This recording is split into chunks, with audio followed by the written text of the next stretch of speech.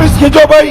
बंगाल का हाल देख लीजिए, दूसरे चरण का मतदान होने को है, लेकिन उससे पहले ठीक चुनावी सभाओं में गृह मंत्री अमित शाह की हालत इतनी खराब, इतनी खस्ता कि आप इस खाली कुर्सी को देखकर अंदाजा लगा सकते हैं। ये हाल है पश्चिम बंगाल में इस वक्त भारतीय जनता पार्टी का, जो दावे तो खूब कर रही है लेकिन हकीकत उससे कोसों दूर है। हकीकत अगर देखने जाएंगे तो आपको ये खाली कुर्सियां मिलेंगी। दूसरे चरण से ठीक पहले अमित शाह के रैलियों का, रोड शो का और उनकी सभाओं का हाल कुछ इस प्रकार का दिखाई दे रहा है। कैसे? जी हाँ, कैसे पहले चरण में उनकी खाली कुर्सियां नजर आ रही है, खाली कुर्सियों को भाषण देते हुए नजर आ रहे हैं, साथ ही लाठी डंडे भी चले हैं दोस्तों। ये भी खबर आपको बताऊंगी कि कैसे खाली कुर्सियों को भाषण देने के साथ साथ बंगाल के अंदर भयंकर तरीके का लाठी डंडा सब चल गया है। सबसे पहले दोस्तों आप ये देख लीजिए, पश्चिम बंगाल में दूसरे चरण का मतदान 29 अप्रैल को होने वाला है और आज उसी दूसरे चरण के मतदान को लेकर चुनावी सभाओं का समा बांधा जा रहा है।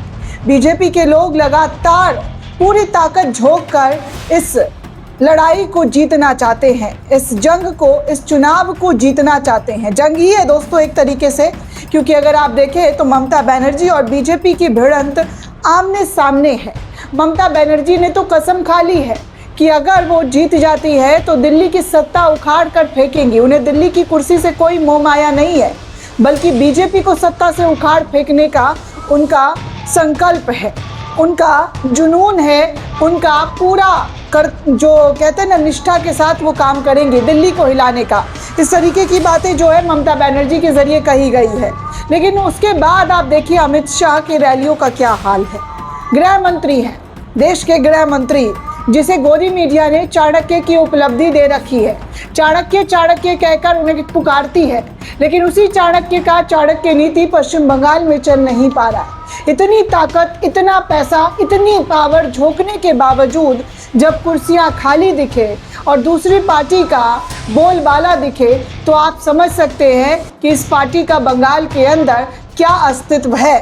एक यूज़र ने इस वीडियो को शेयर किया है और बताया है कि इस वीडियो में साफ तौर पर देखा जा सकता है कि बैठक में भारी भीड़ जुटी थी और लाल कुर्सियां महिलाओं के लिए आरक्षित थी।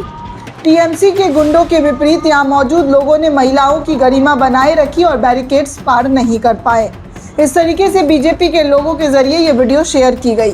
लेकिन आप साफ तौर पर देख सकते हैं, टीएमसी पर आरोप तो लगा रहे, लेकिन कुर्सियाँ खाली होने की जो तस्वीरें खींच कर भेज दी है उसमें आप देखिए कि महिलाएं जो है और जो यहाँ पर सुनने जो आए हैं सभाओं में लोग, उनका क्या हाल है।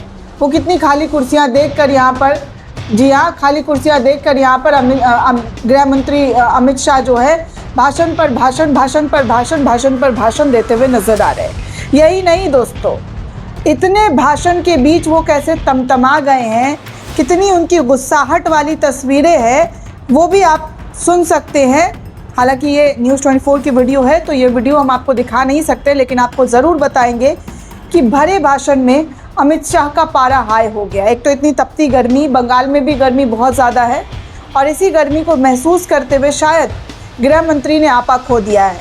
अरे ओ बंगाल पुलिस, अरे ओ बंगाल पुलिस, ज़रा वापस जाओ। ये माननीय गृह मंत्री अमित शाह की भाषा है दोस्तों, गृह मंत्री का भाषा। अरे ओ बंगाल पुलिस, कोई ऐसे सज्जन इंसान किसी एक बड़े पार्टी के बड़े नेता के जरिए ऐसे शब्दों का उच्चारण शोभा देता है क्या? क्या ये शोभनीय भाषा की कैटेगरी है? क्योंकि यहाँ पर अरे ओ बंगाल पुलिस, अरे ओ बंगाल पुलिस करते हुए गृह मंत्री जी नज़र आ रहे हैं। इनका ये वीडियो इस वक्त सोशल मीडिया पर खूब वायरल हो रहा है। कह रहे हैं कि माननीय गृह मंत्री की भाषा है ओए ओए ओए। कभी ममता दीदी को धमकाते हुए नज़र आते हैं तो कभी बंगाल पुलिस को धमकाते हुए नज़र आ रहे हैं। ये इनकी हालत हो गई है दोस्तों। इतना ज़्यादा गुस्सा आ रहा है, इतनी ज़्यादा इनको तमाम चीज़ें जो है नज़र आने के बावजूद भी बड़े बड़े दावे जो कर रहे हैं, वो बड़े दावे कितने खोखले हैं वो आप साफ तौर पर देख सकते हैं। वहीं विपक्ष भी ममता बनर्जी को चुनावी रणनीति में कैसे विजय बनाया जाए, इसके लिए इंडिया गठबंधन भी पूरी तेजी से उनके साथ नजर आ रहा है।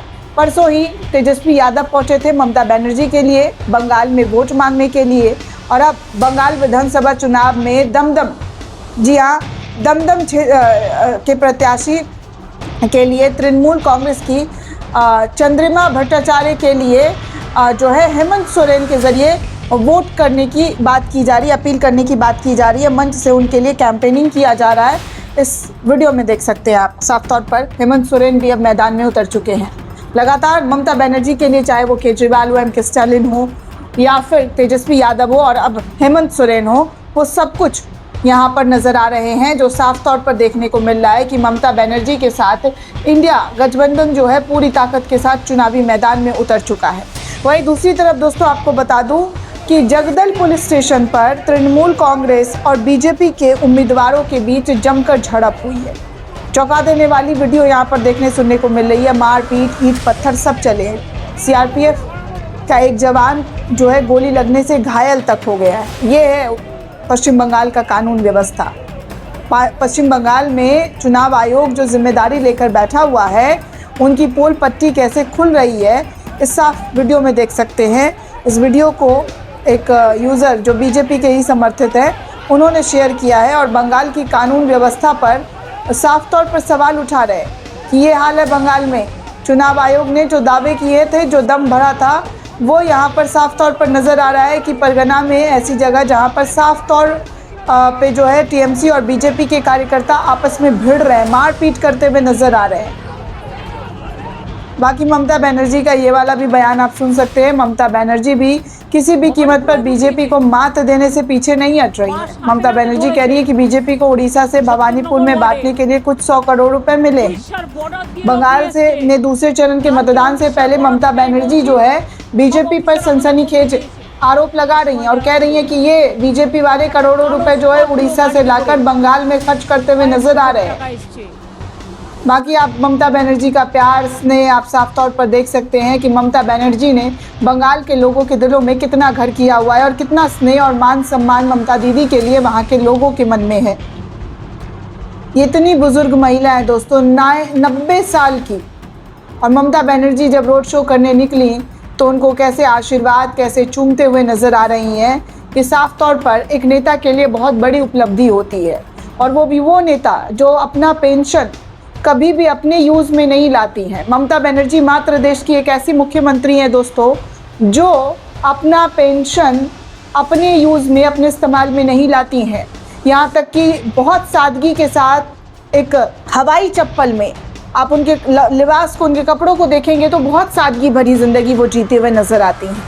लेकिन उस ममता बनर्जी को लगातार घेरने की कोशिश भाजपा के ज़रिए किया जा रहा है। एक महिला सीएम भाजपा को बर्दाश्त नहीं हो रही है। इतने राज्यों में तो आपकी मुख्यमंत्री हैं, आपके मुख्यमंत्री बना रखे हैं, कहाँ पर आपने महिला सीएम दिया है? महिलाओं का सम्मान, महिला आरक्षण की बात करते हैं। भाजपा शासित राज्यों में एक मुख्यमंत्री बताइए जो महिला है और उस राज्य को चलाते हुए नजर आ रही है।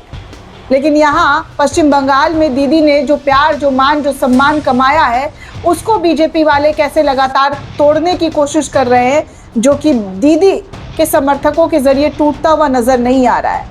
ये वीडियो आप साफ तौर पर तस्वीरों के माध्यम से देख सकते हैं कि क्या और कैसे बंगाल में दीदी का जलवा अभी भी बरकरार है।